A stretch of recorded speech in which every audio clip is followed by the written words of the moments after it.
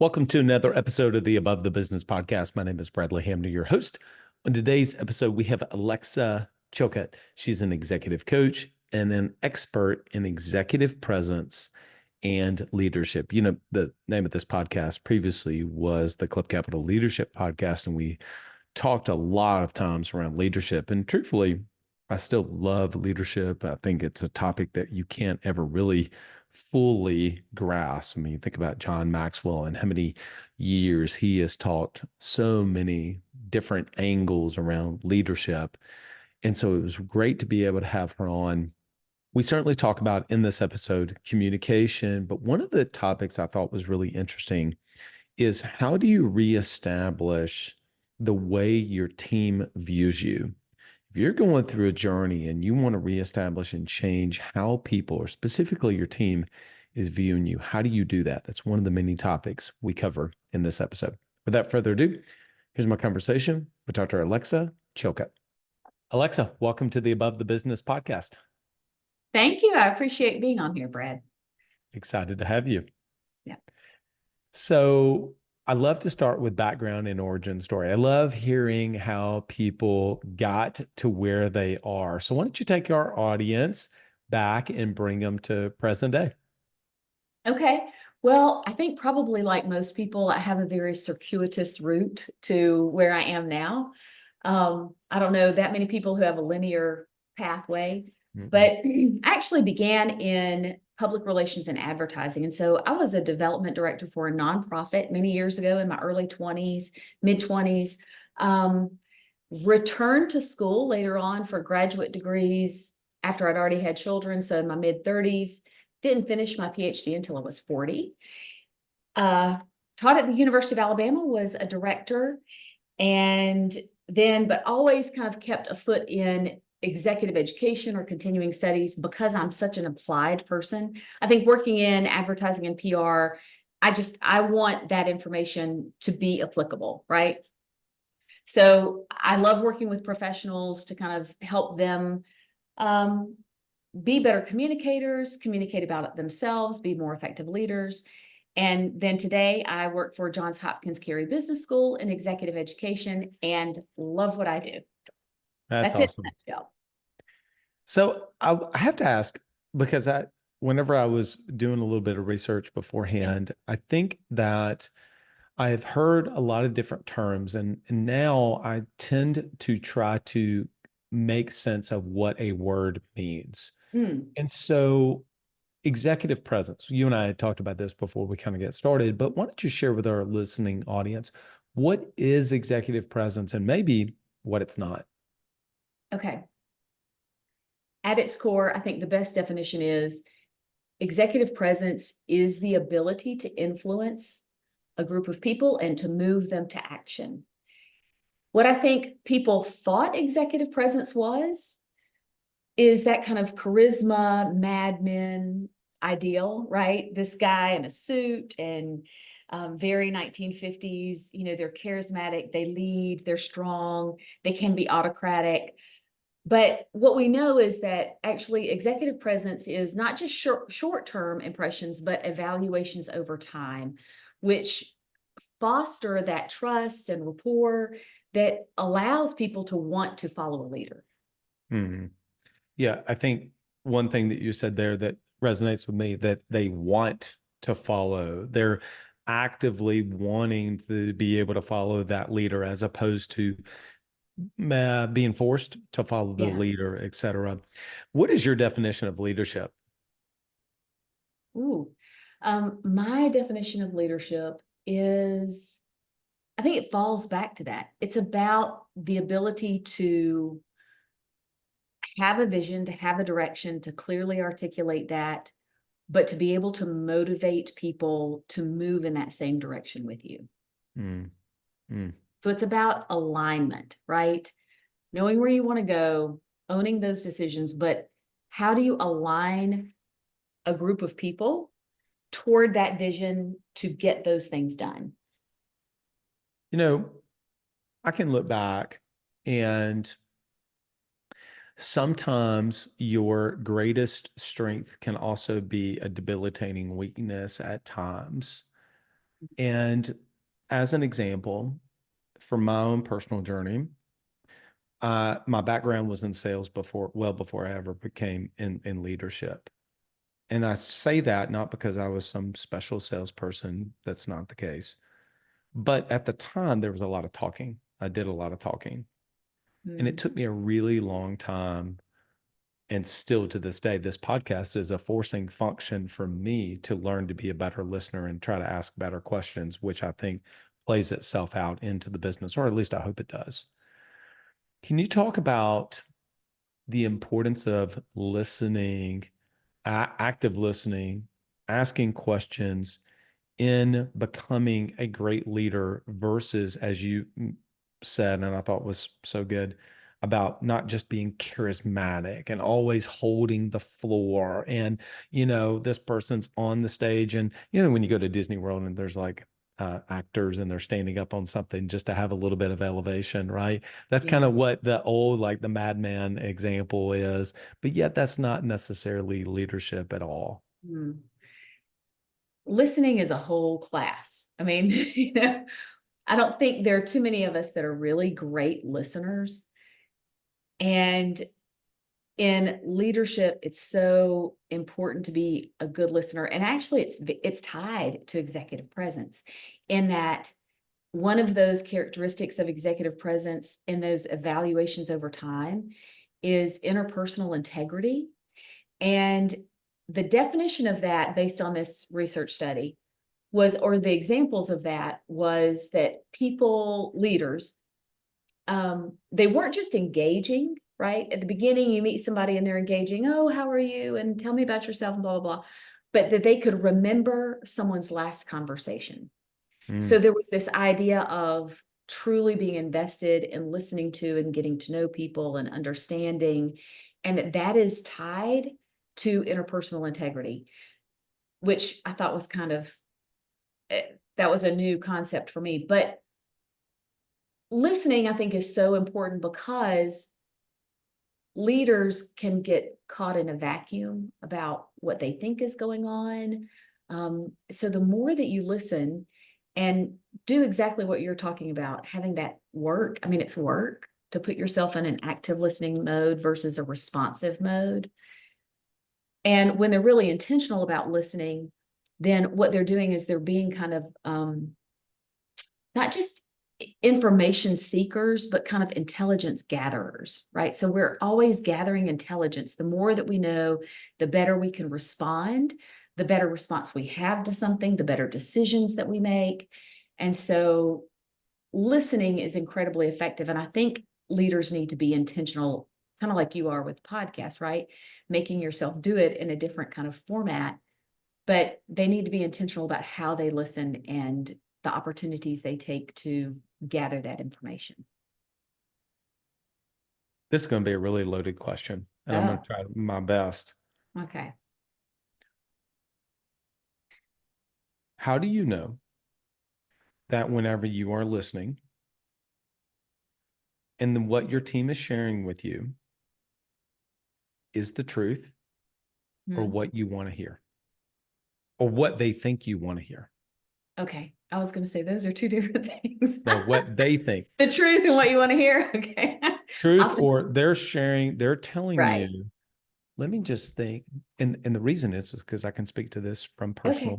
personal pain in my own leadership, is that I find out like people are saying the right thing and then come to find out, oh my goodness, this place is not at all. This is not what they're saying in one-to-ones, in team meetings. Say this, don't say that. Say this, this is what he wants to hear. This is not what he wants to Mm, hear. mm. Now, that's a big part of developing culture and all of those kind of Right, things right. yes, I understand, which is why I said this is a loaded question. But how do you know?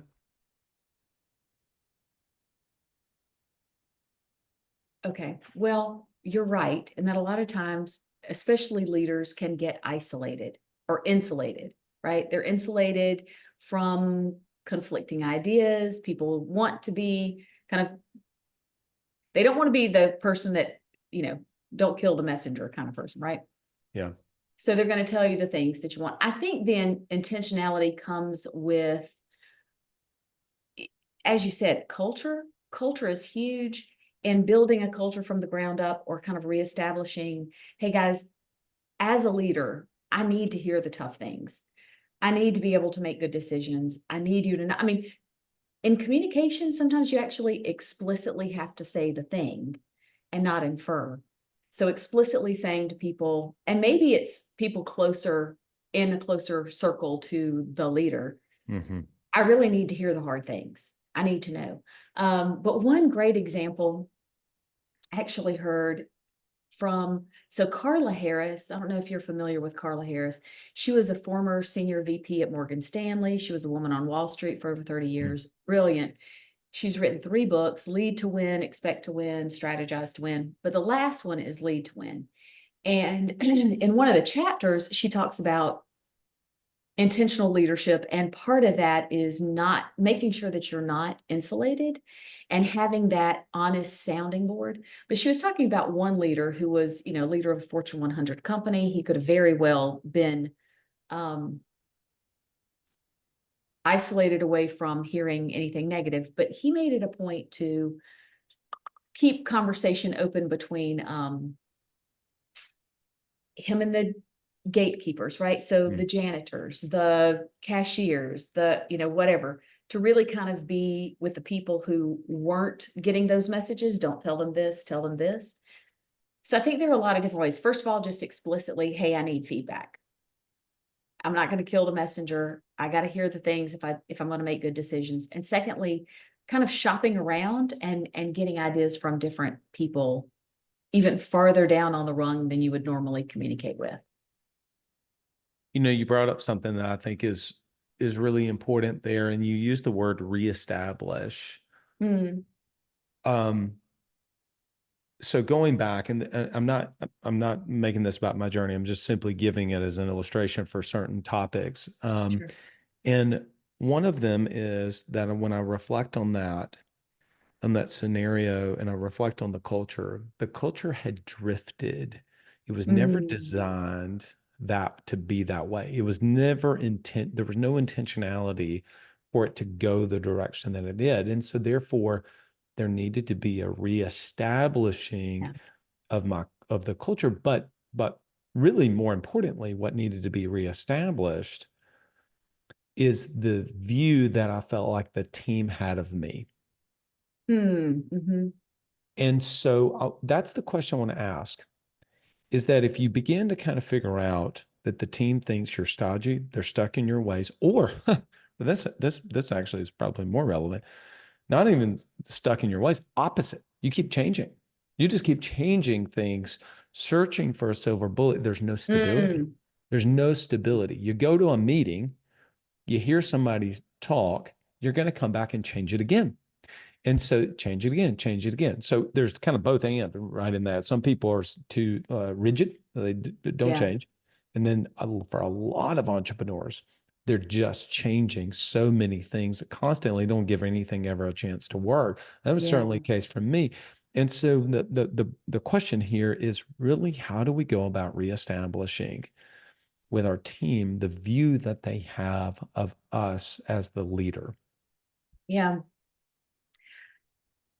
Well, you said, reestablish, right? I think that the first thing is we know that the people who make the best leaders have a high degree of emotional intelligence, right? So you're self-aware, which, number one, that would be exactly what you're going to. Whether you've got somebody who's stodgy or you have somebody who's constantly trying to search for the next solution, the first thing is that person has to be self-aware enough to recognize that I'm being perceived this way, and it's taking away from my leadership ability, right? Or that perception of my leadership. So being self-aware. The second thing about emotional intelligence is self-regulation. So self-awareness, self-regulation, motivation. The motivation could be, I've got to change this because things aren't going in the right direction. Then social skills and empathy.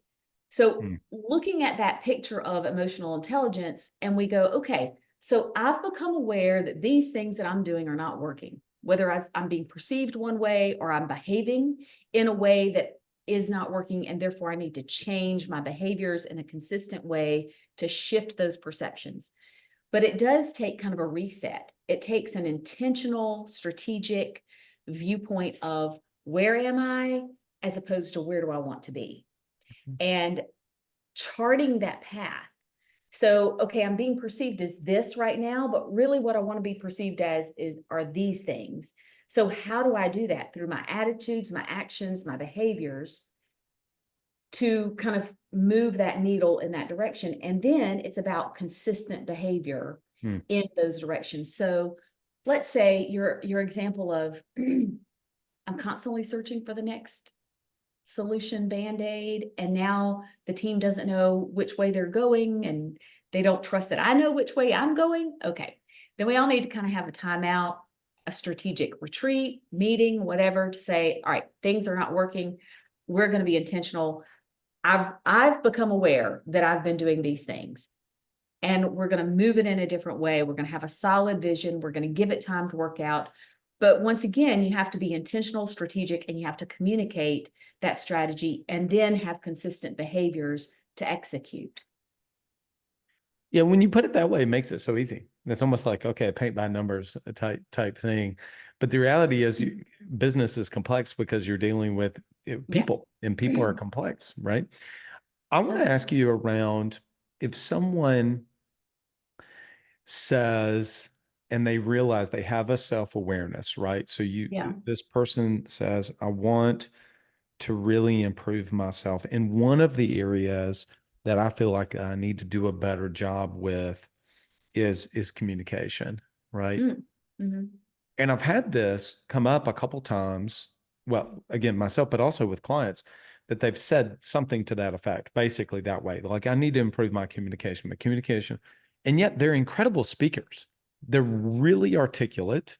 But they yet realize that there's a disconnect from what they're saying and what is being received from the team. But then they don't know where to start. They say, I need to improve my communication. What do I do? Do I go read a book? Do I listen to Alexa on a podcast? I mean, those are probably maybe good things, but they actually want to know where to start. Like, where do people start in beginning to improve something like a soft skill like communication? Yeah. Well, at this point in my career, I would say, I mean, honestly, the best thing is leaders have to be constant learners, right? And as I teach executive education, I'm an executive coach, you know this, it's about working with people to build those skills. And whether it is taking a class, signing up for an executive education course around communication, just to kind of submerge yourself for 2-3 days on that topic and be strategic. But communication is about, once again, it's really about strategy. So asking yourself in every type of interaction, whether it's face-to-face, virtual, a meeting, an email, okay, what am I trying to accomplish, right? What is this communication interaction trying to accomplish? At the end of this email, at the end of this meeting, at the end of this presentation, what do I want my audience, whether it's one or many, to walk away remembering or doing? So many times we communicate and it's just information throw up, right? I mean, we're just regurgitating information and we're not really thinking about who we're communicating to and why that information is important to them. They might not need all the information. They just need the information that's relevant to them. And oh, by the way, it's your responsibility as a communicator to figure out why it's relevant to them and to answer that question immediately. So that's the other thing. Like, you have to lead with meaning. Okay, we're going to have this meeting. This is why it's important. At the end of this is what I want everybody to walk away with, or a decision we want to make, and then choosing like how to communicate. I think people just don't even think about how they're communicating. Are they sending 50 emails when, email becomes white noise? People aren't, it's like, what does this have to do with me? The email's this long and people are deleting it or saying they're going to come back to it, but they don't. When it really should be a phone call. or it really should be a 10-minute Zoom meeting with everybody on the meeting instead of a 2-page email. So, I mean, I think it's a lot about how we communicate in the channel that we choose, but also how we construct our messages to really target connecting with people and making sure they're taking away what they want, what we want them to take away. Yeah, that's great. I would, as you were talking, I wrote down asynchronous versus synchronous Mm, communication. mm, So mm. on a call, on a Zoom, on a call, on a Zoom in person, right? I guess that's the Yeah, only yeah, three yeah. synchronous ways. And then asynchronous, I can shoot a Loom video. I can send you a Voxer or a WhatsApp message. I can send you a text, an email, something like that, where I'm sending it wherever I want to. And also, one of the things is then the length of that. So, for Yes. instance, an area specifically that I'm attempting to improve in my communication is brevity. How Mm. can I say it completely, yet that message now is 4 minutes as opposed to, because it gave me the ability to send a 14-minute voice message, I used 14 for 15 minutes to say it Oh, when I right. could have said it in 14 or in 4 minutes. Well, and this brings up a really great point of people's attention spans. Mm, Okay, we have an attention span. In 2015, researchers showed that the average attention span was 8 seconds. That was in 2015. oh my goodness. So I guarantee that today it's like 4 to 5 to 6 maximum seconds. Sure. As a leader, as a communicator, you have to recognize, just like you're talking about, brevity. Not only the brevity of the message, because people are just not going to tune in that long, they're just not going to, Yep. but also the ability at the very beginning of the message, whether it's the very beginning of the email or the very beginning of a meeting or presentation, whatever, you have to capture their attention immediately. Like, this is important to you because, and what I'm going to tell you is about this. So you Mhm. need to do both of those things. Keep it short and capture their attention at the beginning. Yeah. And I think that the needle that I'm trying to thread with that is capturing attention, keeping attention, giving enough context, giving enough nuance.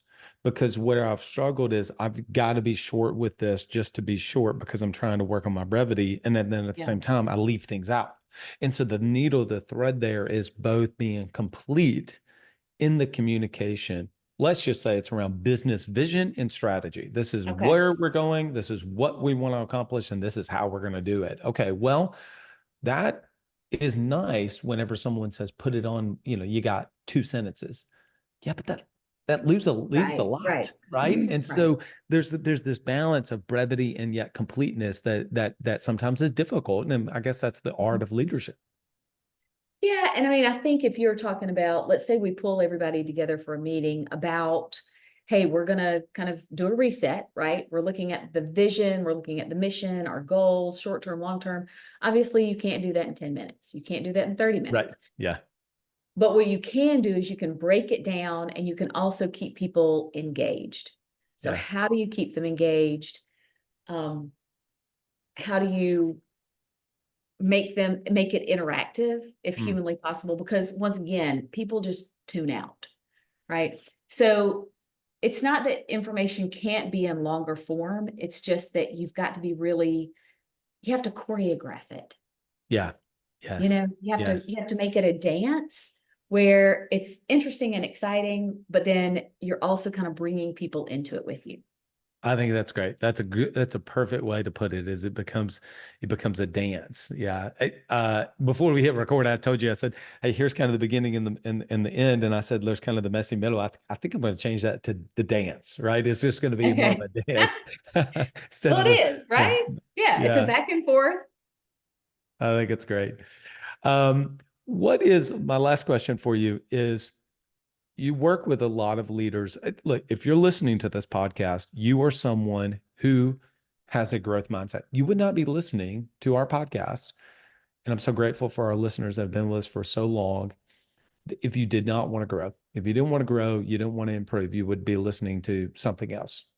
And so, given that, leaders, the right leaders want to improve, they want to get better. And Mm-hmm. sometimes with leadership, we can be attempting to do the right things, yet we're doing it wrong.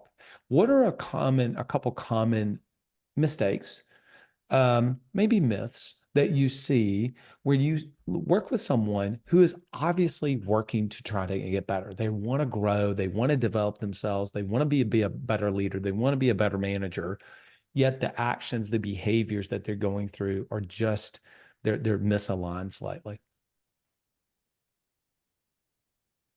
So have I seen that? Sure. Are you asking me what do I do with that? No, I I'm mean, asking what are some of the common mistakes hmm, that you've seen, common okay. pitfalls that people have fallen into? Um, I'll be honest. I mean, I think for the most part, for the professionals that I work with, whether it's in executive education courses or, one-on-one, if they want to grow, generally they have a higher sense of emotional intelligence, right? They're putting themselves in that position because they recognize there is a gap, there Mm, is a need. And most of the time, um, they are open to seeing what is amiss, what's going, awry. And so I really don't see too much of that mismatch where they can't quite get a hold of it, or understand what's going wrong. I think it's a lot of times there is something going wrong. Let's figure out what it is. But then it's reconnecting kind of the dots of, okay, now how do I shift and move and change those things? So I've only really worked with one person that, and it was around communication actually, that it just did not matter the processes, the things that I could give. Um, it just was not going to stick, and it truly was an inability to be agile. mm, Mm. mm, mm. So They were stuck in their ways. yeah, I mean, they just really couldn't justify how, even though if there was a proven method given to them, it was like, yeah, but yeah, they were just stuck in their ways. And Mm, anyway, it turned out recently, I just heard this person was let go as the leader of this organization. And it pointed back to this fact that they weren't agile, right? But here's a great point to make, and I'm glad I kind of circle back to this. They were actually made to get coaching. mm. So it wasn't somebody who signed up for it. Going back to my first point of people who are signing up for it, people who are kind of knowing that they need to change, they're generally open and they've got, a good degree of emotional intelligence and want to become more aware of what's going on. Well, that says everything there is, that they were forced to get it versus I voluntarily know. seeing it. But to that person, though, Yeah. hopefully that scenario actually can become an opportunity for them to be able to learn and say, you know what? It took me being let go or something bad happening to change. And unfortunately, certainly in my own life, business and personal career, sometimes there are difficult things that happen that you have to go through them to finally say, hey, you need to Yeah. wake up and Yeah. make this change. And that could be a catalyst for great things for that person down the road. I mean, we'll see. That's the work that they have to do for Yeah. sure. Alexa, this is great. People want to connect with you. Where would you point them to? I am primarily on LinkedIn, very responsive, love for people to connect. And I post a lot of things about just leadership, communication skills, presentation skills, executive presence. But feel free to connect to me on LinkedIn and send me a connection request, as I said, or a message. I'm very responsive. Awesome. What does above the business mean to you? I think it really does go back to, um, someone who can see beyond the kind of the ground level, Mm, right? You have to be able to we get so busy in our day to day that we're consumed with what's going on here. And it's being able to kind of just lift your head and see see things from a different perspective. Oh, that's great. Alexa, thank you so much for coming on the podcast. I hope to have you back on in the future. Thank you for having me. It was a great conversation. Thank you so much. As I said in the beginning of the episode, I don't think that there's ever any way that you can fully grasp all of the things when it comes down to leadership. And to me, the thing that certainly spoke to me around my own journey, maybe it does as you as well, is you're not the same person. If you've been in business for any amount of time, but also just in your life, you're not the same person. You have different experiences that begin to shape you. And so when you look back, if you've been in business 2 years, 5 years, 10 years, you hope that over time that you have evolved, that you've improved. You at times maybe have had setbacks, but through those setbacks and those challenges, it changes you. And ultimately, you want your team to be able to kind of see the different and the new version of you as well. And so I thought really that conversation that she mentioned there, having self-awareness, she mentioned emotional intelligence a couple times in there, but having a self-awareness, the social skills, and then empathy, and then just the motivation to make the change itself goes such a long way. I think it was a great episode. Connect with Dr. Alexa Chilcutt on LinkedIn and love to hear what you all thought about today's episode. As always, want to give a shout out to our podcast partners, Autopilot Recruiting, Today App, Pro, Coach B Consulting, and Club Capital. I think I was doing a web class recently, and the thing that I shared, the most important asset in a business, I believe, is the founder or the owner's time. But the second most important asset is your team. Now, you may say, well, I think my team is my most important asset. Yes, but really where you put your time is the most finite. But the very next second most important asset you have in that business is absolutely going to be your team. How do we find A players? How do we develop them, train them, motivate them, inspire them to be able to be at their very best? We really have two of the best that you can work with. Autopilot Recruiting to help you source and how to find A players for your team. And then how do you develop them? How do you coach them? I think one of my own kind of, I guess, aha moments, so to speak, or maybe it was just revelations over time, and probably wasn't an aha moment, was that I did not have to be the one to train the team all the time. I used to think it all had to sit on my shoulders, that I had to position myself as the expert, and really nothing could be further from the truth. Sure, some of you have a great skill set in training and developing and hiring and recruiting, and some of you have some incredible assets with that. And some of you, that's not your skill set. That's not the thing that you're the best at. You're maybe incredibly good when it comes to setting up structures and systems within the business. Some of you are great at the financial aspect and managing the financials of the business. You have different skill sets. There's a lot of hats to wear. Some of you incredible marketers that are out there. You just naturally bent that way. There's just a lot of different hats to wear in business.